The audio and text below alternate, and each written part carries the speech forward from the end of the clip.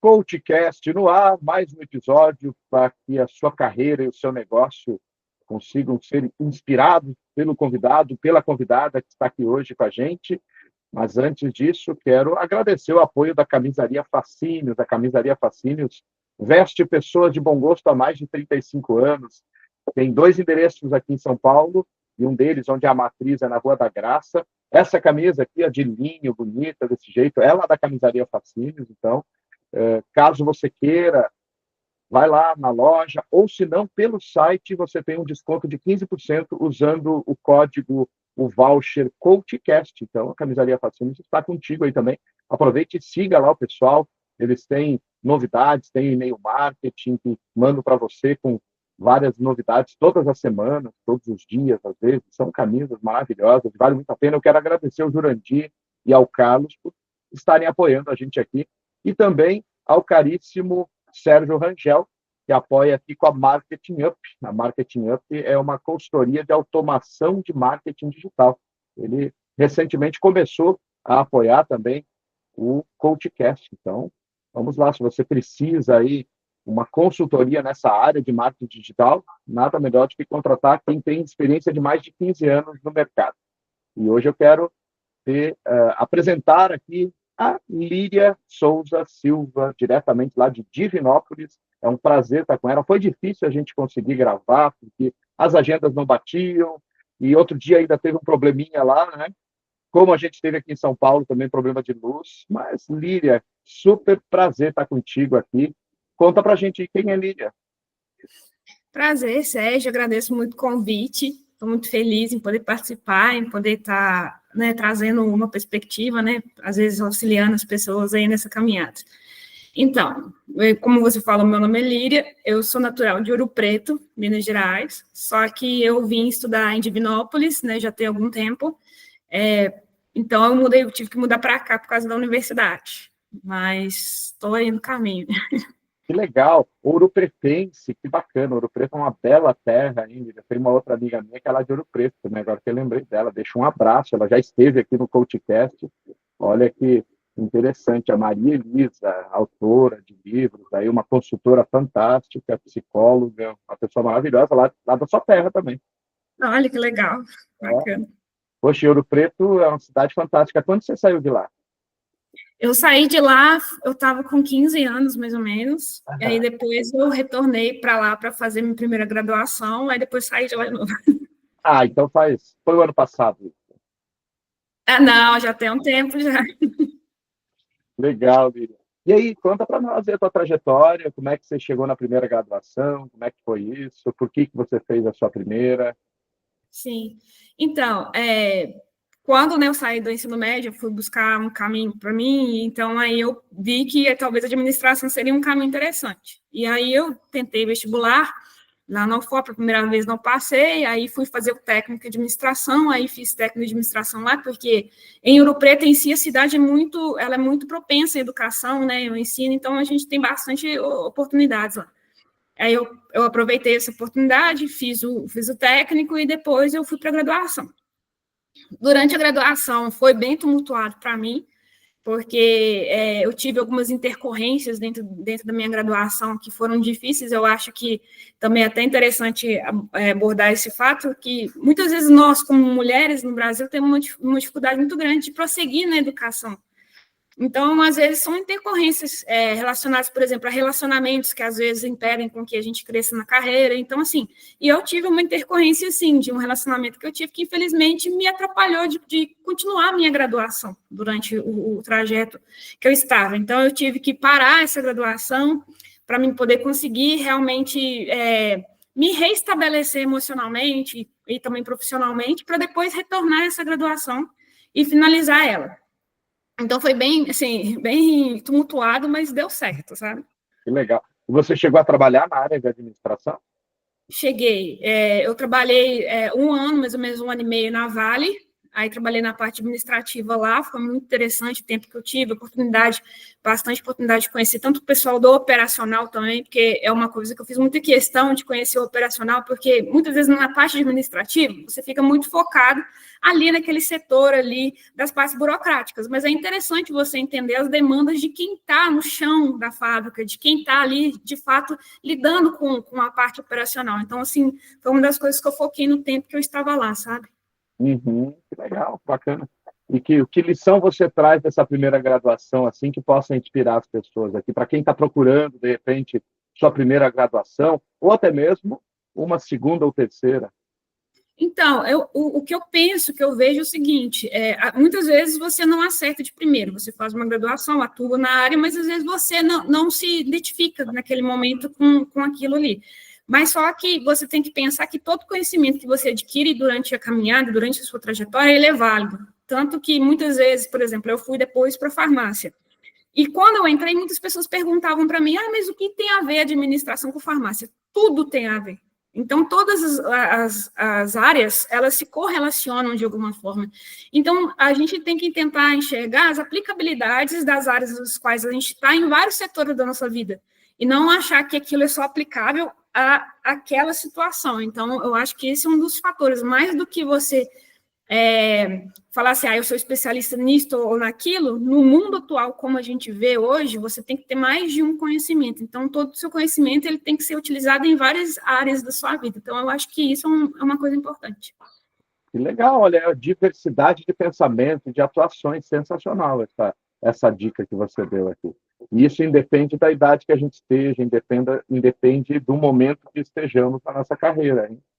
Não, com certeza. Eu acho assim, por exemplo, hoje eu estou com 35 anos. Só que, assim, pelas intercorrências que acontecem na vida, não é só na minha vida, é na vida de várias pessoas. Porque quando a gente for pensar em questão de Brasil, muitas pessoas elas não conseguem dar continuidade. Seria ótimo se todo mundo seguisse aquela linha, né? Imaginária, porque eu chamo de linha imaginária, né, da perfeição, mas ela não acontece na maior parte das vezes, e a gente não tem que se sentir culpado por isso. A gente tem que sentir que cada um tem seu tempo, óbvio, não desistir na caminhada, por mais difícil que ela seja, e continuar prosseguindo e aproveitar o momento em que você está inserido, mais do que pensar tanto no futuro ao ponto de não viver o presente e também não se prender ao passado e o que não deu certo, sabe? Uhum. Muitas pessoas me procuram, né, como coach, como mentor, como consultor, e às vezes com a dúvida, mas eu não tenho um grande sonho, eu não tenho algo assim que brilhe meu olho para fazer. Você chegou a ter isso em algum momento da sua carreira? Então, isso que acontece, você vê, que muitos momentos da minha vida, lá no início, quando eu estava bem mais nova, eu não sabia muito bem qual área seguir, o que seria. Por exemplo, a minha família é família de professores. Então, professores tanto universitários quanto professores dos primeiros ciclos de ensino. Então, assim, eu não fui, quando eu tentei, eu não fui para essa área. Então, assim, apesar de eu me identificar bastante, porque eu sempre estive inserida no meio ali escolar, ali junto com minha mãe e minhas tias. Então, assim, no primeiro momento eu ainda não me conhecia o suficiente para dizer o que eu queria ser, ou o que eu queria fazer. Eu sabia que eu queria fazer algo, eu me identificava muito com a ciência, achava muito interessante, mas eu não sabia exatamente como, talvez não tinha uma mentalidade amadurecida o suficiente para saber quais caminhos que eu deveria seguir na minha vida, entendeu? Então, assim, eu acho que com o passar das experiências, eu acho que a sociedade cobra muito que a gente já tem um pensamento pronto sobre o que a gente vai fazer no nosso futuro. E eu acho que isso é construído de acordo com as vivências que a gente vai passando, sabe? Que legal. Então, você acha que, de repente, também assim, a gente não pode parar, tem que ir vivendo, tem que ir testando, tem que ir validando as coisas aos poucos. Isso, a gente tem, por exemplo, eu gosto muito de aprender. Eu acho que a grande questão é essa, aprender. Você não pode deixar de aprender, mesmo que você esteja estabelecido em uma carreira, em uma profissão, você tem sempre que buscar o conhecimento. Eu acho que a pior coisa que acontece é, muitas vezes, quando a pessoa chega num nível na carreira, em que ela simplesmente entra numa zona de conforto e não adquire mais nenhum conhecimento. O mundo, ele não para, então ele exige que você esteja sempre conectado, e eu não falo numa conexão a nível de loucura, entende? Mas uma conexão a nível de você está ligado com o que está acontecendo e como isso se relaciona com a sua vida diretamente. Então, essa busca pelo conhecimento, essa busca por ler, por fazer cursos, por buscar, e nem sempre esses cursos você tem que investir dinheiro, por exemplo. A gente sabe que no Brasil nós somos um país de muitas oportunidades em relação a esses cursos. Então, assim, temos muitos cursos gratuitos que a gente pode fazer. Então, assim, a gente tentar buscar esse conhecimento para que a gente sempre amadureça a nossa perspectiva e abra mesmo, sabe, a nossa visão em relação ao mundo, as coisas, sabe? Que legal que você falou uma coisa aí. Hoje não precisa nem de dinheiro, você precisa só daquilo que você já tem. Todo mundo tem no Brasil um telefone, todo mundo tem um smartphone. É assim, todas as pessoas, seja qual for a classe social, seja qual for o trabalho que a pessoa execute, a formação, todo mundo tem um smartphone. E, na maioria dos casos, as pessoas têm também um computador, né? Seja lá qual for. E tem acesso à internet. Quer dizer, se você tem acesso e você fizer uma curadoria bacana do seu conteúdo, hoje, por exemplo, você entra no YouTube, tem lá o TED, os TEDs ou TEDx. Lá tem conteúdos maravilhosos com especialistas do mundo todo, sem custo zero. Tem muita gente boa que escreve artigos no LinkedIn. Tem lá, o conteúdo. Basta você fazer a curadoria, ir lá e aprender com esse pessoal. Isso eu falei apenas de 2 canais. Então, você tem assim podcasts, você tem outros programas, né, de universidades. A própria PUC do Rio Grande do Sul tem uma série de cursos grátis. A Escola Conquer solta um monte de cursos grátis. E, estou lembrando aqui de algumas só. Deve ter um monte aí, né? Eu mesmo, durante a pandemia, eu fiz todos os cursos da Conquer, todos, mesmo coisas que eu já sou especialista, em algumas temáticas que eu palestro, que eu já trabalho, já atuo, faço consultoria, faço coaching, faço mentoria com isso, e da mesma forma estou fazendo curso. Estou sempre me atualizando, me reciclando, porque o olhar também diferente é uma coisa que muitas vezes me ajuda, né? E você, como é que veio? Não, eu concordo plenamente com você. Uma coisa que eu busco é sempre estar fazendo cursos também, e uma das coisas assim, que também foi o start, foi a pandemia. Aquela questão de você ficar dentro de casa sem ter nada para fazer, foi uma coisa que me incomodou muito. Então, assim, eu busquei muito cursos. Então, assim, eu falei assim, deixa eu ver o que de fato tem. Foi o momento que eu parei para analisar o que tem na internet hoje que pode me ajudar, me auxiliar na minha carreira. Então, eu fui buscando e, tipo, eu achei um mundo de oportunidades. Assim, inúmeras universidades e faculdades oferecendo cursos gratuitos, tanto dentro do Brasil quanto fora do Brasil. Assim, hoje em dia, a barreira linguística também ela não é uma desculpa, porque a gente tem o Google Translator, a gente pode traduzir as coisas, então a gente pode utilizar isso. Agora, nesses últimos 2 anos, com a inteligência artificial, esses chats que tem também auxiliaram bastante no crescimento também profissional. Então, assim, oportunidade a gente tem, mas a gente tem que ter a boa vontade, igual você falou, a boa vontade de sair da zona de conforto e de procurar, parar um pouquinho de, talvez, perder um pouco de tempo com coisas que podem ficar para momentos mais, assim, de descontração na vida, e você buscar justamente esses cursos, essas capacitações.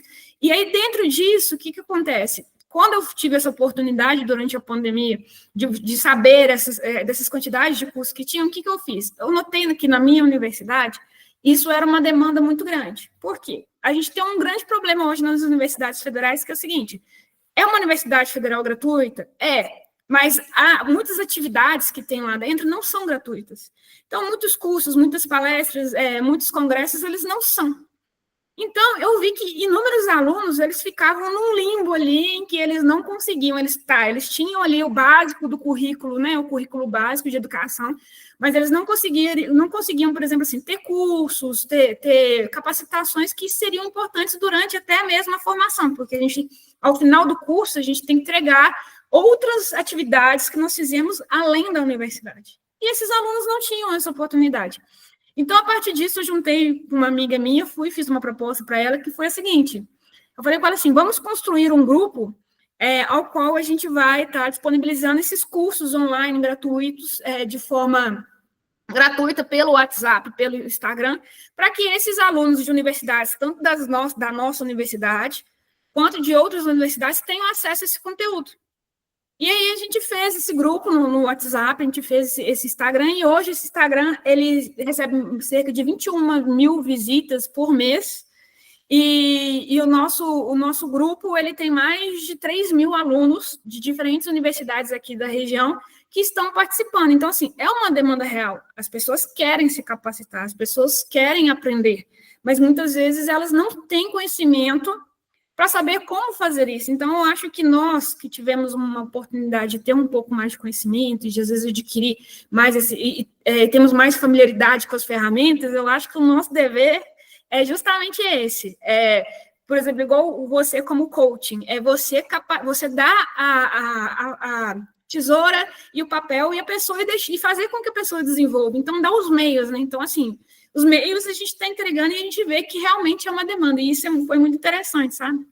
Que legal. E me diz um negócio, Líria, esse pessoal aí, essas 3 mil pessoas, 3 mil estudantes, eles só estudam ou também trabalham? Já tem uma atuação profissional? Não, trabalham, estudam, é bem diversificado. Tem, por exemplo, a gente tem alunos lá, por exemplo, da Estadual de Minas Gerais, que é aqui em Divinópolis, e que a maioria deles estudam à noite e trabalham. Então, eles também não têm essa facilidade de fazer um curso presencial, os cursos, capacitações. Então, a gente conseguiu juntar o útil ao agradável e justamente pegando e fazendo isso, sabe? Está disponibilizando para as pessoas. E, assim, a gente vê uma demanda muito grande. A gente vê também oportunidades de estágio, emprego, que a gente também libera lá. E, assim, são coisas simples, que às vezes você vê, eu estou ali navegando no Instagram e vejo e jogo lá no grupo. Isso faz a diferença na vida de alguém, sabe? Então, assim, eu acho que isso é muito legal. É verdade, que bacana. E que consiga inspirar mais e mais estudantes e profissionais para que eles continuem aprendendo, continuem Sim, estudando. Ah, mas eu não tenho tempo, eu trabalho, tenho que sair de casa às 7 da manhã, volto às 11, não sei o quê. Pega o final de semana um pedacinho, se você fizer 1 ou 2 horas no final de semana, né, 4 horas, sei lá, 2 no domingo, 2 no sábado, 2 no domingo, você já tem 12 horas de aprendizado durante um mês. Quer dizer, sim, com certeza. não é tão impossível assim, é uma coisa de priorização também. Sim, não, a gente tem que priorizar, né? Assim, enxergar as coisas de uma maneira assim diferente e não esperar, como se diz, chegar num ponto crítico para você fazer isso. Então, eu acho que uma das coisas que a gente tem que tentar fazer é isso e auxiliar as pessoas com o nosso conhecimento. Sim, Isso é uma das coisas assim, que eu bato muito pé, porque a gente está ali na academia, na universidade, e a gente às vezes não tem essa conexão com a sociedade. Assim, estamos lá fazendo ciência, mas a sociedade não sabe o que a gente está fazendo. Então, eu busco maneiras de justamente eu devolver aquilo que está me sendo dado, porque são impostos, são investimentos que a população faz.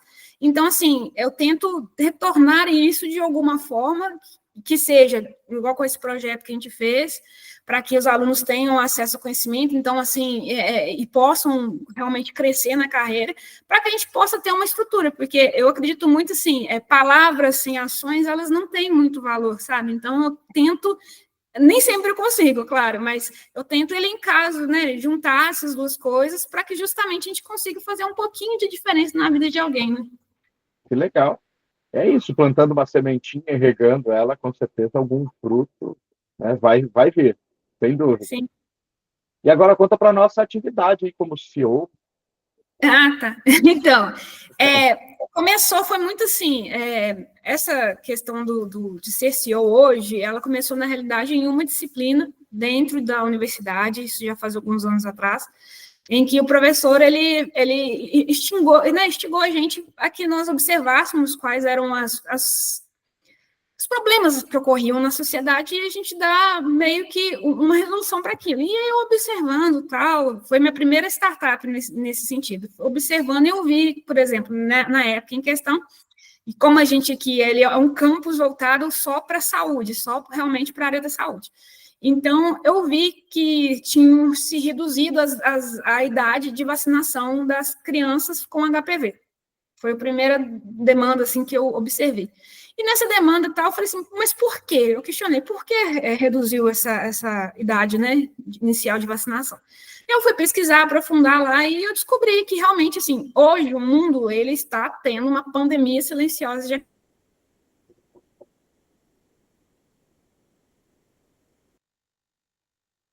um câncer de cabeça e pescoço, câncer no colo do útero, câncer de várias qualidades diferentes que acabam fazendo com que muitas pessoas venham a óbito, perdendo qualidade de vida, não sendo tão produtivos. Então, nisso eu pensei assim, quais eram as possibilidades, o que tinha no mercado, o que nós poderíamos fazer em relação a isso.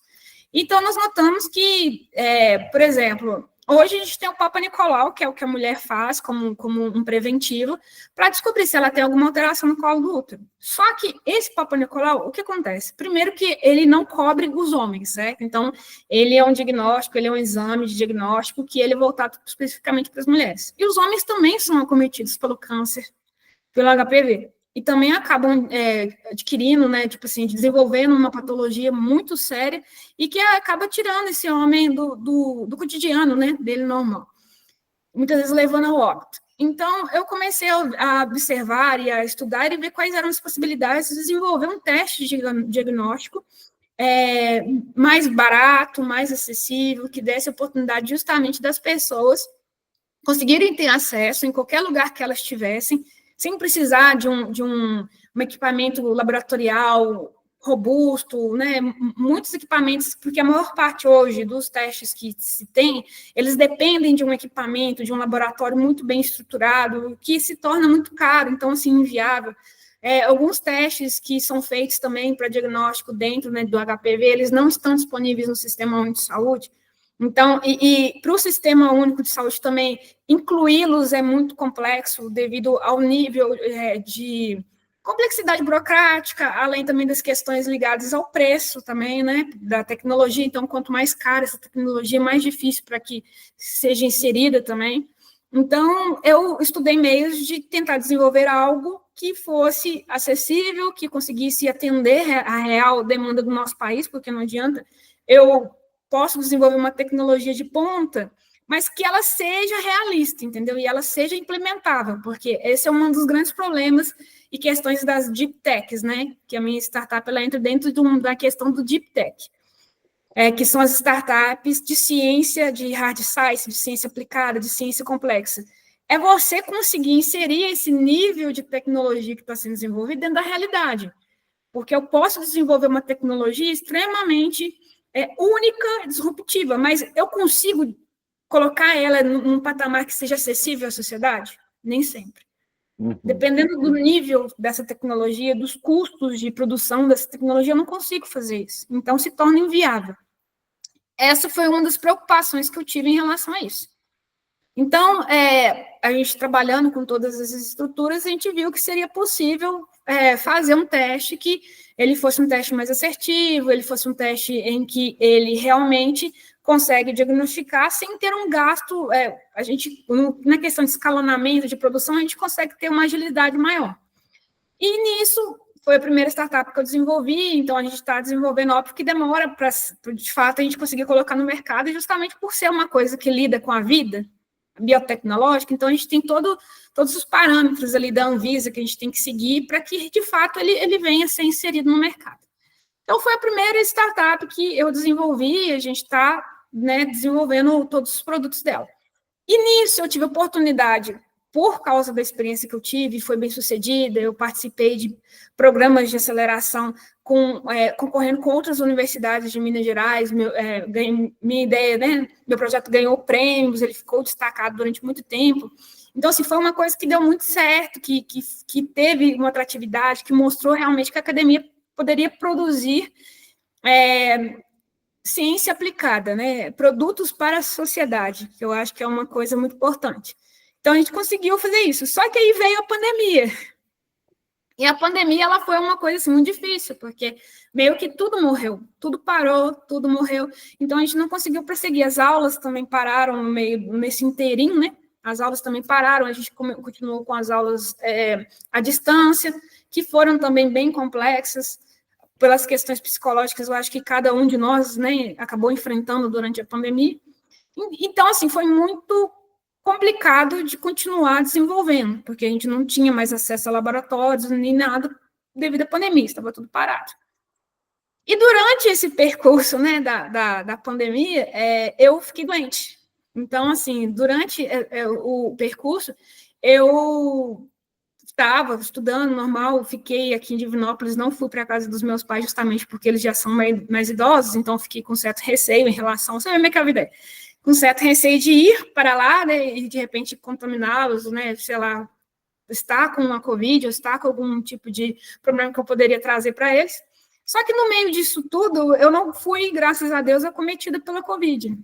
Mas, como a vida é uma caixinha de surpresas, eu comecei a sentir alguns sintomas muito estranhos durante o final ali da pandemia, mais ou menos agosto de 2021. Então, eu comecei a sentir um formigamento na ponta dos dedos da mão, uma tonteira, algo que eu não sabia explicar o que era. Fiz esses testes para Covid, eram todos negativos, e fiquei, assim, muito achando que era estresse, aí fui no médico também, ele falou, não, isso tudo tá características de estresse, de ansiedade, não sei o que lá. Eu falei, não, ok. E aí eu ficava, e voltava esses sintomas.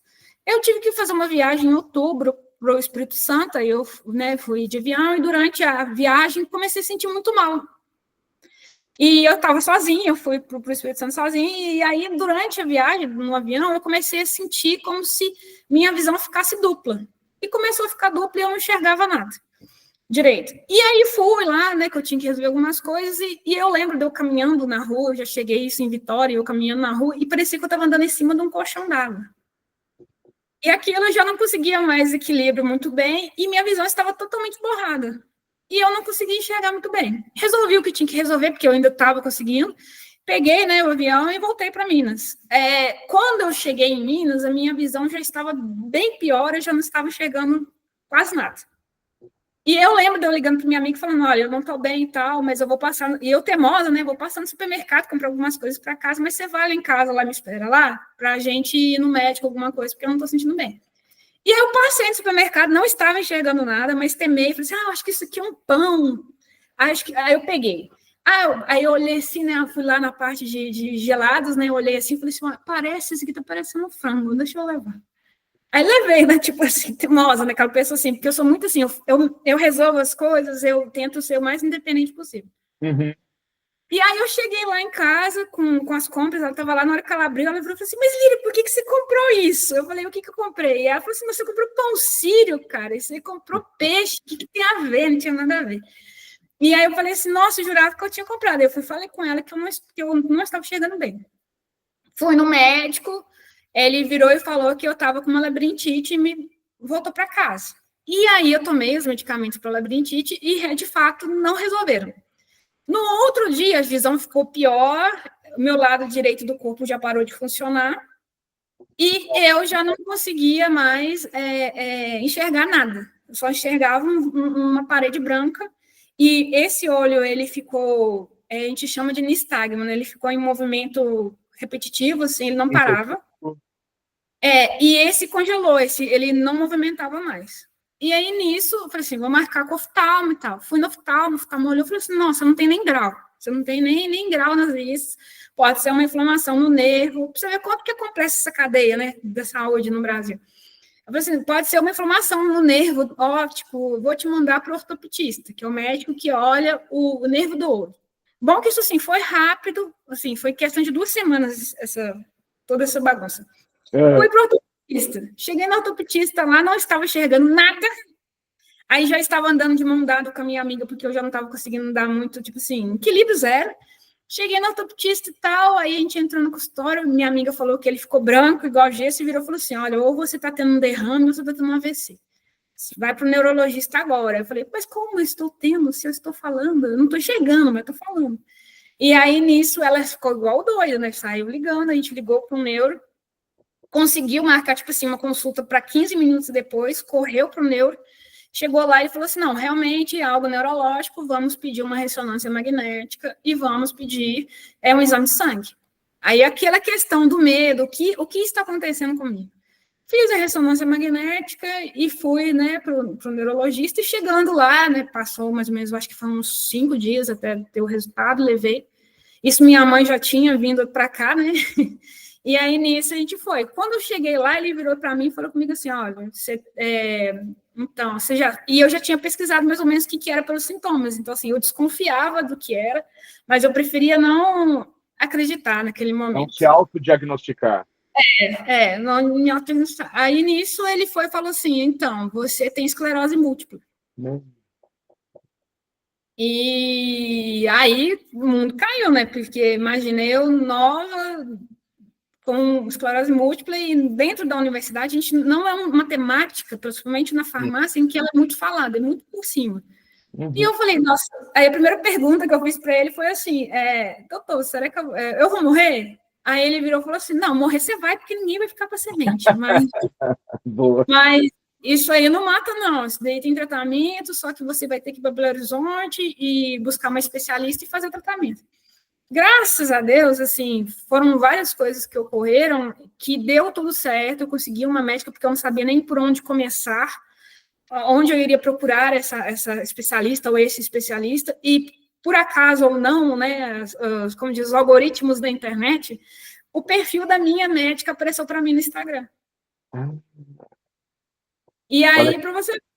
e aí nisso eu fiquei conhecendo ela, e aí eu marquei a consulta com ela, e ela é uma das maiores especialistas em doenças desmineralizantes em Belo Horizonte. Que legal. Não, e tem várias associações também. Aqui em São Paulo tem a ABEM, que é uma das maiores do Brasil, a Associação Brasileira de Esclerose Múltipla. Pois é, aí, tipo, aí depois eu adentrei dentro desse mundo também, para mim entender o que acontecia. E aí eu fiz a consulta, fui internada, e foi todo aquele processo, né? Até, de fato, descobrir. Graças a Deus, hoje eu vivo normal, faço meu tratamento, utilizo anticorpos, né, monoclonais, e, tipo, não tenho nenhum sintoma. Tenho alguns sintomas, assim, por exemplo, picos de estresse, aí me trazem alguns sintomas, mas no dia a dia, tudo normal, como uma pessoa normal. Então, assim, hoje... com a tecnologia, com os avanços, a esclerose múltipla, para quem descobre no início, igual aconteceu comigo, ela é a perspectiva de uma vida normal, não tem diferença. Tem bastante tratamento, né?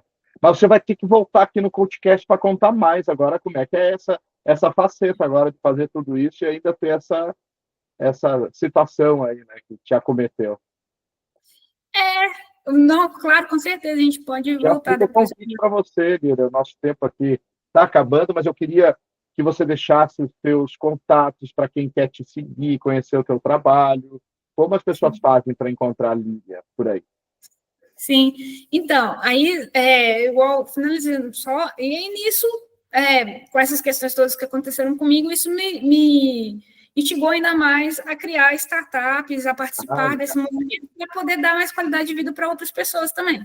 Muito nisso, eu tive a oportunidade de ser convidada a ser CEO da Quimera, que é a que eu estou como CEO agora, que é uma startup também voltada para diagnóstico, voltada para a parte de proteínas recombinantes, ao qual, igual eu falei no início com você, quando a gente estava conversando, que ela foi premiada, ela participou de um programa de aceleração na Biominas e ela conseguiu, de fato, ser premiada e hoje ganhar, né, a gente ganhou uma plaquinha, né, um prêmiozinho como destaque como startup Deep Science no Brasil, das startups de Deep Science. Então, assim, hoje a gente está com essa startup justamente buscando esses investimentos para desenvolver essa tecnologia nossa. E então eu deixo também para vocês, para quem quiser conhecer mais o meu trabalho, conhecer mais a minha trajetória também. Espero a gente poder voltar, né, para conversar mais, claro. Já fica o convite aqui para você. E pode me procurar pelo LinkedIn, né, que é Lídia Souza Silva, e por lá vai ter acesso também, eu costumo postar alguns textos, algumas reflexões, e também me ponho à disposição também a auxiliar em projetos sociais, que é uma coisa que eu gosto muito, e o que eu puder auxiliar sempre, estou aí para o que deve vier.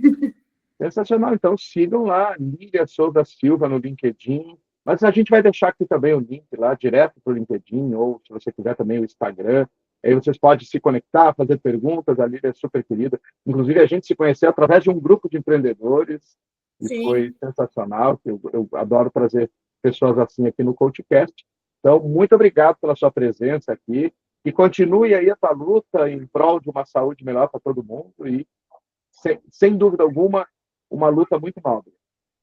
Não, com certeza, agradeço a oportunidade, né, de poder falar um pouquinho, e digo, independente das dificuldades que aparecerem durante nossa vida, igual eu falei, foram várias que ocorreram, e sei que com várias pessoas também ocorrem. Não desista. Eu acho que no momento certo, seu propósito vai aparecer, e ele vai ser o norteador da sua vida de uma forma que você talvez nunca poderia imaginar. Sensacional, Lilian. Muito obrigado. Então, até o próximo. Até. Muito obrigada.